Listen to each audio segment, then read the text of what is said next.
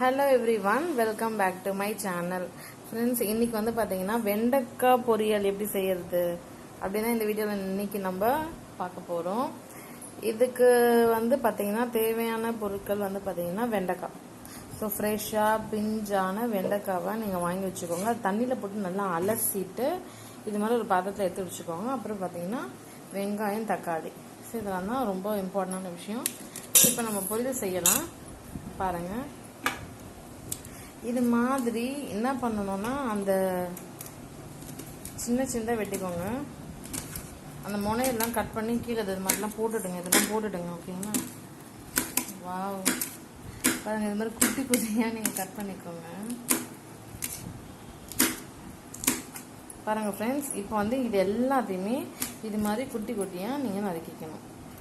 அப்புறம் அந்த லாஸ்ட்டில் கூட வந்து தேவையில்லாதமாக எடுத்து வச்சிடணும். அதையும் நான் காமிச்சிடுறேன் அந்த வீடியோவில். அந்த முனையெல்லாம் வந்து அதை நம்ம யூஸ் பண்ணக்கூடாது. இது பாருங்கள், இதெல்லாம் வந்து தூக்கி போகிறது வேஸ்ட்டு. இதெல்லாம் மட்டும்தான் அரிஞ்சு வச்சுருக்கோம். ஹலோ ஃப்ரெண்ட்ஸ், இப்போ வந்து பார்த்தீங்கன்னா டக்கு டக்குன்னு நம்ம என்ன பண்ணிட்டோம்னா இந்த வெண்டைக்காவை சின்ன சின்னதாக கட் பண்ணி வச்சாச்சு. அப்புறம் தக்காளி, வெங்காயத்தையும் கட் பண்ணியாச்சு. இப்போ நம்ம சமைக்கலாமா? வெண்டைக்காய் பொரியல் எப்படி சமைக்கலான்னு பார்க்கலாம் வாங்க.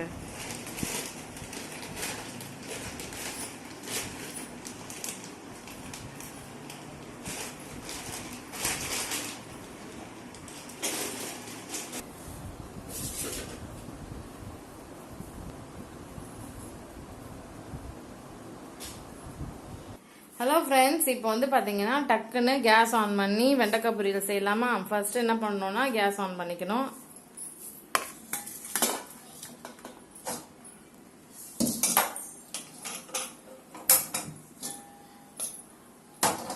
ஓகே, ஸோ கடாயில் இப்போ நம்ம என்ன பண்ண போறோம்னா, ஸோ ஃபர்ஸ்ட் வந்து சமைக்கிறதுக்கு முன்னாடி இப்போ வந்து கடாய் சூடாக இருக்கு. இப்போ என்ன பண்ணோம்னா இந்த வெண்டைக்காவை போட்டு நம்ம நல்லா வதக்க போறோம். சரிங்களா?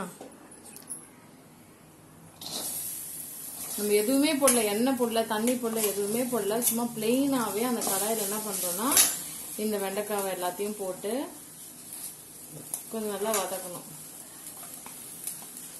இப்போ வந்து பார்த்தீங்கன்னா என்ன ரீசனுக்காக வதக்கிறது அப்படின்னு பார்த்தீங்கன்னா அதில் ஒரு வழவழப்பு இருக்கும்ல அந்த வெண்டைக்கானாலே. ஸோ அந்த வழவழப்புலாம் கொஞ்சம் குறையும், இல்லாமல் இருக்கும். ஸோ அந்த ஒரு காரணத்துக்காக தான் இதை போட்டுட்டு இது மாதிரி வதக்கிறது. ஓகேங்களா? சும்மா இப்படி வதக்குனீங்கன்னா உங்களுக்கு அந்த வழவழப்புன்றது இல்லாமல் இருக்கும். ஸோ சுவையான வெண்டைக்காய் பொரியல் இப்போ நம்ம செஞ்சுட்ருக்கோம். அதுக்கு தேவையான பொருட்கள்னு பார்த்தீங்கன்னா வெண்டைக்காய், ஆல்ரெடி சொன்ன மாதிரி தக்காளி, வெங்காயம், கருவேப்பிலையும் கொத்தமல்லியும், மிளகாய்த்தூள், உப்பு, அதுக்கப்புறம் வந்து பார்த்தீங்கன்னா உளுந்தம்பருப்பு. இதெல்லாம் போட்டு சூப்பராக டேஸ்டியான ஒரு வெண்டைக்காய் பொரியல் தான் இப்போ நம்ம தயார் பண்ண போகிறோம்.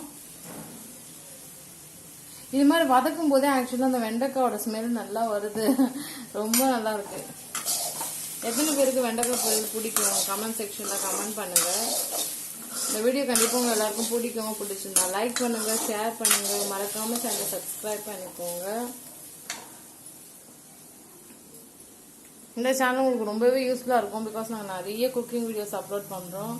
ஸோ இதை பார்த்து நீங்கள் சூப்பராக ஈஸியான மெத்தடில் சமைக்க கற்றுக்கலாம். ஓகே,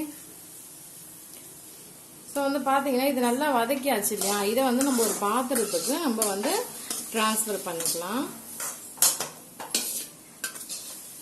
ஓகேங்களா? நல்லா வதக்குனது நல்லா ஆவி பறக்கிறது பாருங்கள். இது என்ன பண்ணுறோன்னா அந்த வேற ஒரு பாத்திரத்தை நம்ம எடுத்து வச்சுக்கணும்.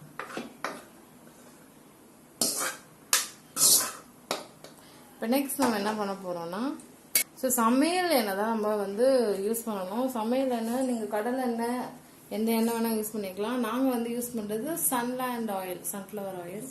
ஸோ அதை தான் யூஸ் பண்ணுறோம். அது ஒரு 2 or 3 டீஸ்பூன். உங்களுக்கு எண்ணெய் கம்மியாக தான் நாங்கள் போட்டு செய்வோம்னா நீங்கள் 2 டீஸ்பூன் யூஸ் பண்ணிக்கலாம். இல்லை தாராளமாக இருந்தால் கொஞ்சம் நல்லாயிருக்கும், டேஸ்டியாக இருக்கும்.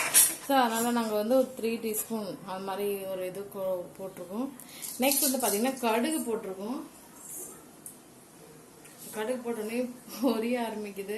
கொஞ்சம் சேஃபாக இருங்க, இல்லைன்னா நம்ம கை மேலாம் போட்டுரும். கடுகு போட்டிங்கன்னா கொஞ்சம் தள்ளி நில்லுங்க. இந்த பொரியல் சத்தம் உங்களுக்கு கேட்குதா? கமெண்ட் செக்ஷனில் கமெண்ட் பண்ணுங்க. என்ன பொரியல் சத்தம் கேட்குது பாருங்க.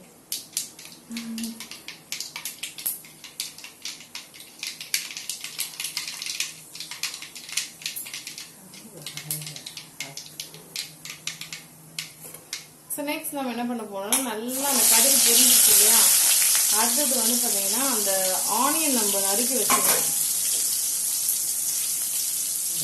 அடுத்தது அதை போட்டுட்டு அதுக்கப்புறம் உளுத்து பருப்பு எடுத்து வச்சுருந்தோம் இல்லையா, அதையும் போட்டுக்கணும்.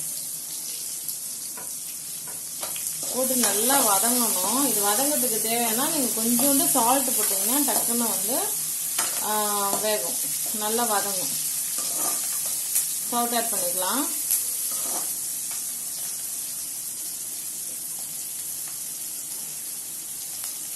ஏன் நிறைய பேருக்கு தெரியாது, டக்குன்னு வதங்கணும்னா இந்த மாதிரி சால்ட் தூவி விட்டுட்டீங்கன்னா உங்களுக்கு சீக்கிரமாக வதங்கிடும். நீங்கள் இதை எப்பவுமே ஞாபகம் வச்சுக்கோங்க.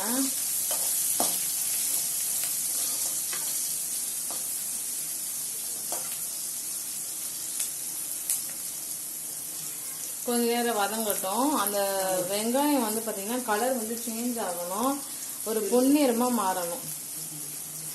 அதுலையும் நீங்கள் ஒரு 2 மினிட்ஸ்க்கு நீங்கள் வெயிட் பண்ணணும். அது நல்லா வதங்கி நல்லா ஒரு கோல்டன் கலரில் மாறினதுக்கு அப்புறமா தான் அடுத்த தக்காளி போட்டு வதக்கணும். சரிங்களா? வீக்லி ஒன்ஸ் கண்டிப்பாக இந்த வெண்டைக்காய் பொரியல் சமைச்சு சாப்பிடுங்க. இது ஹெல்த்துக்கு ரொம்ப ரொம்ப நல்லது. நீங்கள் யூடியூப்பில் போனீங்க, கூகுளில் போனீங்கன்னா இதை பற்றி ஒரு ஹிஸ்ட்ரியே சொல்லி வச்சுருக்காங்க. இதில் நிறைய ஹெல்த் பெனிஃபிட்ஸ்க்கு நல்லது. நிறைய பேர் சொல்லி கேள்விப்பட்டிருப்பீங்க, வெண்டைக்காய் சாப்பிட்டா மூளை வளரும், அறிவு வளரும்லாம் சொல்லுவாங்க. அது டாக்டர்ஸ் வந்து நிஜம்தான் சொல்கிறாங்க.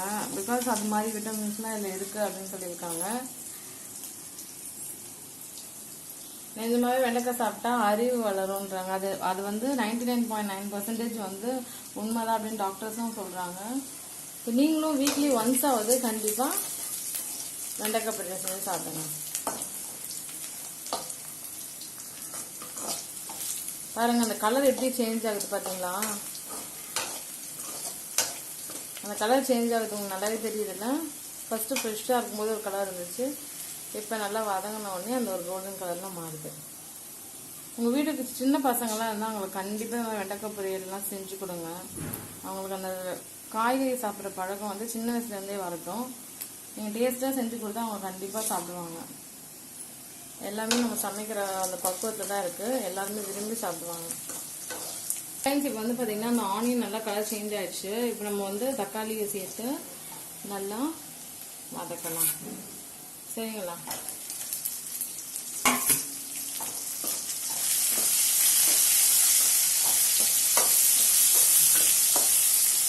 தக்காளியை போட்டு நல்லா நம்ம வந்து வதக்கிடுவோம்.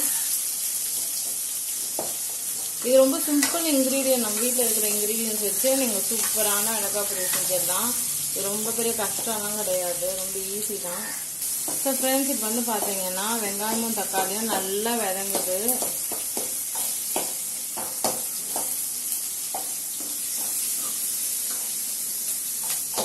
நாங்கள் வந்து பட்டர்ஃப்ளை கேஸ் ஸ்டவ்வில் வந்து சமைச்சிட்ருக்கோம். நீங்கள் உங்கள் வீட்டில் எந்த ஸ்டவ்வில் வந்து சமைக்கிறீங்க அதையும் கமெண்ட் செக்ஷனில் கமெண்ட் பண்ணுங்கள். எது சமைச்சா ரொம்ப நல்லது அதுவும் கமெண்ட் செக்ஷனில் கமெண்ட் பண்ணுங்கள். பாருங்கள் இப்போ வெண்டைக்காய் வந்து நம்ம போடுறோம். சரிங்களா? நம்ம வந்து வச்சுருந்தோம் இல்லையா அந்த வெண்டைக்காய் நல்லா இப்போ கிளறி விட்டுக்கோங்க.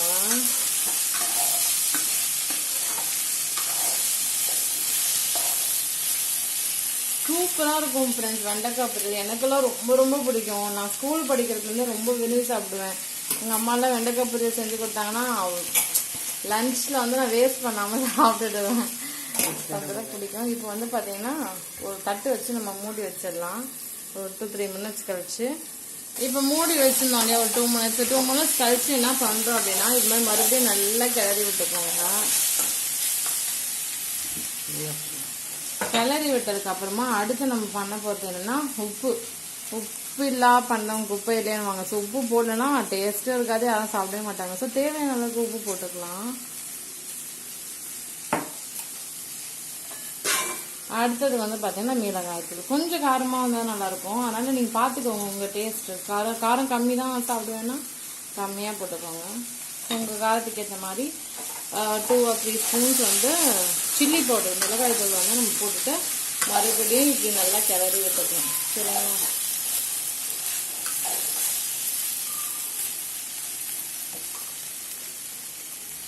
நல்லா கிளறி விட்டுக்கோங்க, அப்போதான் வந்து நல்லா இருக்கும் வெண்டைக்காய் பொரியல். ஓகேங்களா?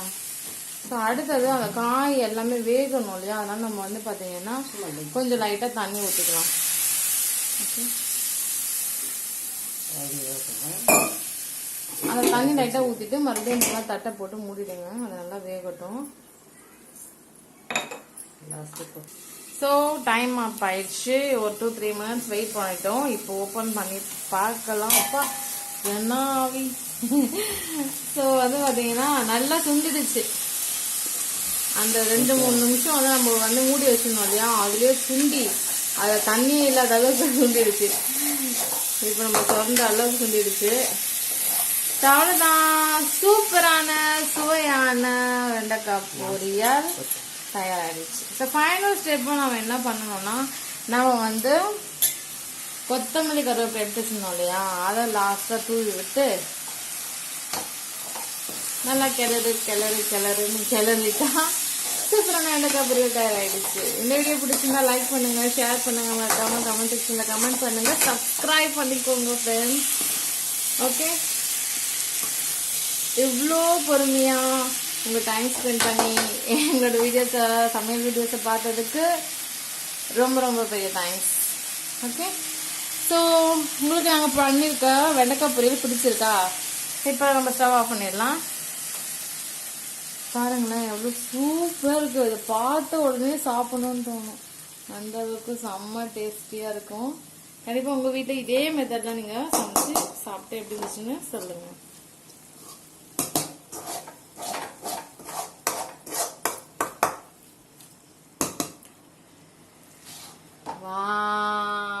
செம்மையா இருக்குல்ல? ஓகே ஃப்ரெண்ட்ஸ், வேற நெக்ஸ்ட் வீடியோல வேற நல்ல கண்டென்ட்லாம் வந்து மீட் பண்றேன். பாய்.